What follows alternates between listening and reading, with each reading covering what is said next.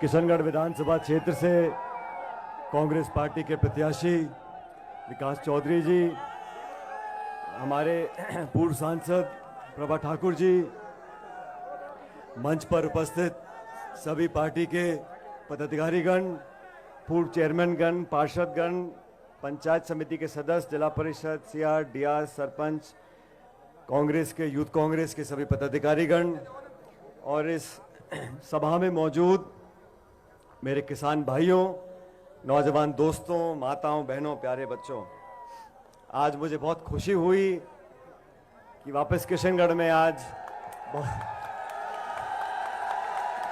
बहुत सारे नए पुराने चेहरों को देखकर, हमारे पुराने पत्रकार साथियों को देखकर और इस चुनावी कार्यक्रम में मैं आपके बीच में आया हूं अपनी पार्टी के लिए, अपने उम्मीदवार के लिए वोट मांगने।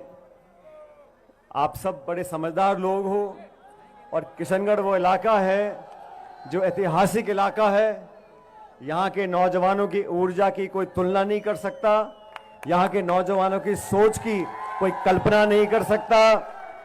आज 25 तारीख को आप सब लोगों को निर्णय करना है कि आने वाले 5 साल तक इस प्रदेश की क्या दिशा और क्या दशा होगी।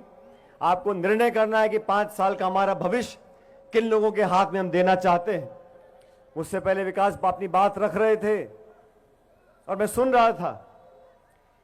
इस देश में 10 साल से केंद्र में जो सरकार बीजेपी की है, उन्होंने देशवासियों को क्या क्या वरदान दिए हैं। उन्होंने हमारे किसानों के खिलाफ 3 काले कानून बनाए। 2 साल तक हजारों लाखों किसान दिल्ली की राजधानी में धरना देते रहे, सैकड़ों किसानों की मौत हो गई, तब जाके काले कानून वापस लिए। बीजेपी के साथियों से पूछना चाहता हूं, आप राजस्थान में शासन करने की मांग करते हैं, आपके पिछले कार्यकाल में आपने क्या क्या किया, जनता को दिखाओ। और 10 साल से आपकी जो सरकार दिल्ली में बैठी है, आपने महंगाई का क्या हाल किया। पेट्रोल डीजल देसी घी से महंगा हो गया, गैस का सिलेंडर 1100-1200 रुपए का बिक रहा है। अमीर गरीब की खाई लगातार बढ़ती जा रही है। इस देश में जो हवाई अड्डे थे, रेलवे था, बंदरगाह थे, खान की कोयले की खदानें थी, बिजली घर था, सब औने पौने दाम में 2-5 लोगों को बेच दिया। और बीजेपी की सरकार बोलती है कि हम देश के 80 करोड़ लोगों को सस्ता खाना देंगे। वो रेवड़ी नहीं है। और हम लोग बोले हम गरीब जनता को पेंशन देना चाहते हैं, छात्रवृत्ति देना चाहते हैं, तो कहते अब रेवड़ी बांट रहे हो। जनता का पैसा अगर हमारी माताओं बहनों की जेब में जाता है, अगर वृद्ध आयु में किसी बुजुर्ग को हम 1000-1500 रुपए पेंशन देते हैं, तो बीजेपी को बहुत खटकता है। वो लाखों करोड़ रुपए चंद उद्योगपतियों के माफ कर देते हैं, तब उन्हें कोई गिला शिकवा नहीं होता। लेकिन गरीब आदमी के, किसान के हाथ में 2 रुपए देने में उनकी आंखें लाल हो जाती हैं। मैं तो साथियों आपसे निवेदन करने आया हूं, राजस्थान में इस बार जैसे मौसम बदल रहा है, ऐसे रिवाज बदलेगा।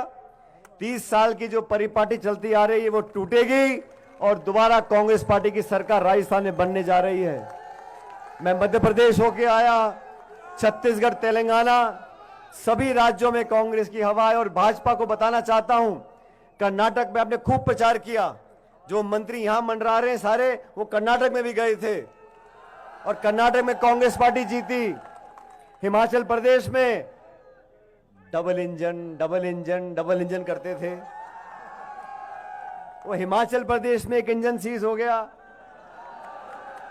कर्नाटक में एक इंजन सीज हो गया। आप 25 तारीख को हाथ का बटन दबा दो, हम दिल्ली वाला भी सीज करा देंगे अगले साल। देश में बदलाव हो रहा है, जनता बदलाव चाहती है, ऊब चुकी है उन घिसे पिटे भाषणों से। कांग्रेस वाले हम लोग बोलते हैं नौजवानों को ताकत देंगे, किसान को मजबूत करेंगे। भारतीय जनता पार्टी के पास एक ही मुद्दा है, हिंदू मुसलमान, मंदिर मस्जिद, हिंदुस्तान पाकिस्तान। इसके बाद चौथी चीज बोलने को नहीं है। हम बात करते हैं किसान की, नौजवान की, उद्योग की, निवेश की, रोजगार की, खाद की, बिजली की, बीज की, पानी की, गरीबों की, उनको कोई मतलब नहीं है। इसलिए आपको दोनों पार्टियों को आकलन करना पड़ेगा। और एक बात और मेरे कान खोल के सुन लो, ये राजस्थान है, यहां मुख्य मुकाबला दो ही पार्टियों का होता है, बीजेपी और कांग्रेस। आपको तुलना करनी पड़ेगी दोनों पार्टियों के बीच में। और मुझे खुशी है हमारे बीच में हमारी पार्टी ने निर्णय लिया, एक नौजवान को मौका दिया है। और ये नौजवान जब संकट का समय आया तो थोड़ा घबरा रहा था।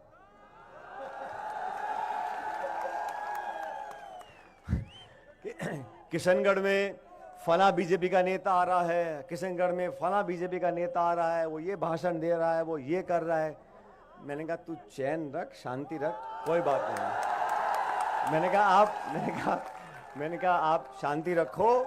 मैंने कहा उन सबको आने दो, उन सबको भाषण देने दो, उन सबको अपनी बात रखने दो।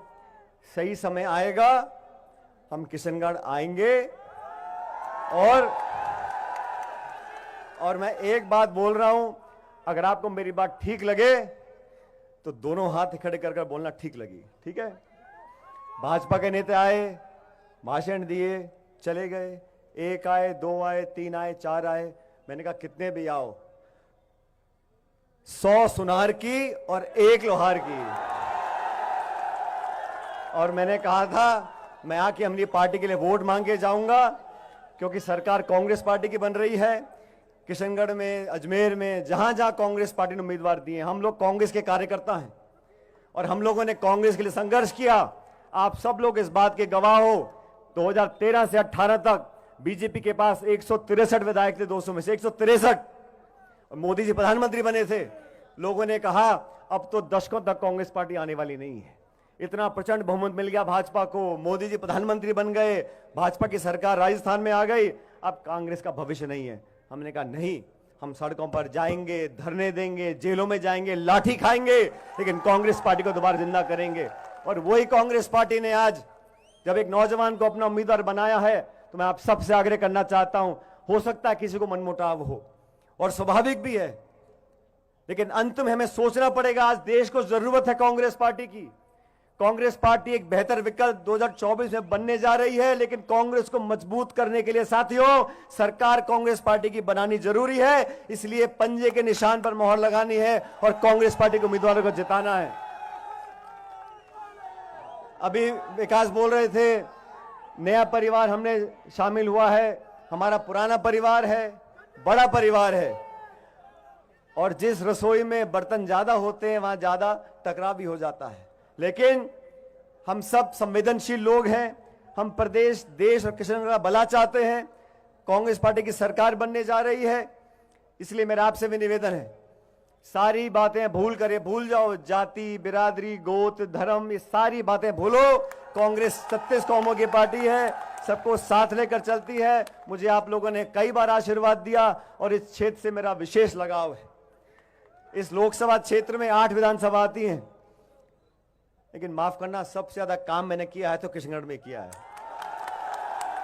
लेकिन आप लोग भी कभी कभी कंजूसी कर जाते हो, कोई बात नहीं, ये लोकतंत्र है, जनता जनार्दन है। हमने तो आपको गणेश मानकर पूजा है और करते रहेंगे। मैं आपके बीच में आया हूं आपसे वोट मांगने मेरी पार्टी के लिए, और मैं विकास को बोलना चाहता हूं, आपने नया परिवार अपना चुना है, ये परिवार सबको साथ रखता है, लेकिन मैं इनको भी बोलना चाहता हूं, जो हमारे परिवार के पुराने सब लोग हैं, इन सबको मान सम्मान के साथ हम लेकर आगे चलेंगे। और ये मैं इस मंच से इसलिए बोल रहा हूं क्योंकि ताली दोनों हाथ से बजती है। हम सबको साथ लेंगे तो सब हमारे साथ चलेंगे। और मैं बताना चाहता हूं, मैं भी बहुत कम उम्र में संसद पहुंच गया था, 26 साल की उम्र में सांसद था।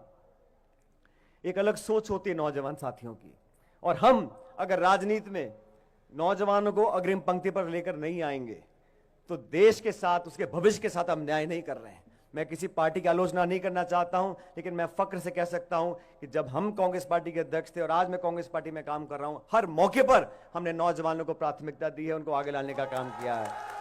इसलिए आपसे मेरा करबद्ध निवेदन है, अभी मुझे नसीराबाद, अलवर, सीकर, कई जगह जाना है, लेकिन मैं धन्यवाद करना चाहता हूं विकास जी का, तमाम पार्टी के हमारे कार्यकर्ताओं का, कि आपने यहां आज मुझे आमंत्रित किया, मुझे मेरी बात बोलने का मौका दिया।